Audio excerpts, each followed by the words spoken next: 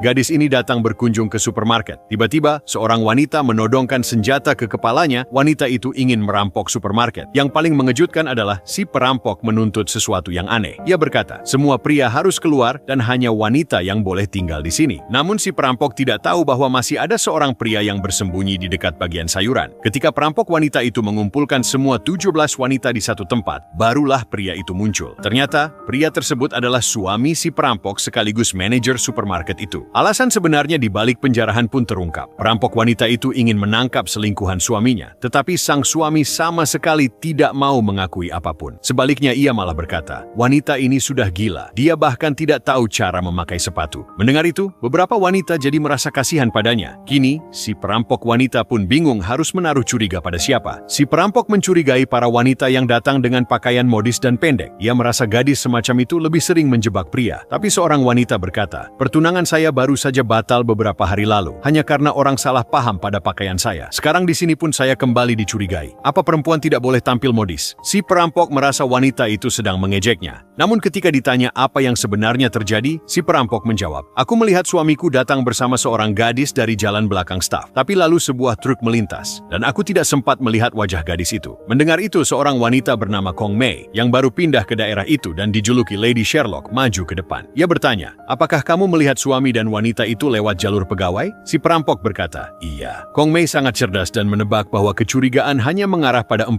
wanita, karyawan toko itu. Si perampok pun menanyai mereka satu persatu. Yang pertama berkata, aku baru saja menikah. Aku bahkan belum sempat jalan-jalan. Yang kedua berkata, aku tidak percaya pada pernikahan. Yang ketiga berkata, aku sudah bertunangan. Yang keempat hanya menjawab singkat, aku belum. Tak satu pun dari mereka yang mau mengakui dirinya sebagai selingkuhan sang manajer. Untuk mengalihkan topik, sang suami tiba-tiba membicarakan anak mereka. Hal itu membuat perampok wanita semakin marah, karena beberapa hari lalu suaminya meninggalkan anak mereka sendirian di ayunan hingga terjatuh dan terluka. Mendengar itu, para wanita lain pun ikut marah dan menyerang pria itu seperti kucing liar. Saat situasi semakin kacau, si perampok wanita menembakkan senjatanya ke atas agar semua orang tenang. Saat suasana sudah mereda, Kong Mei berkata, gadis yang sebenarnya adalah yang ketiga. Bukti pertamanya adalah ketika si perampok menodongkan senjata ke semua orang, tepat saat sasarannya mengarah pada gadis ketiga, sang manajer berusaha melindunginya. Mendengar hal itu, gadis ketiga langsung mencari 1000 alasan untuk menghindar. Saat itu juga, si perampok emosi dan ingin membunuh suaminya. Namun para wanita melarang, karena mereka ingin tahu siapa sebenarnya selingkuhannya. Karena bukti belum cukup, Kong Mei kemudian meminta kedua ponsel mereka, memeriksa media sosial, hingga menemukan bukti pesan. Akhirnya seluruh kebenaran terungkap di hadapan semua orang. Saat sang manajer mencoba kabur, salah satu wanita menindihnya hingga pingsan.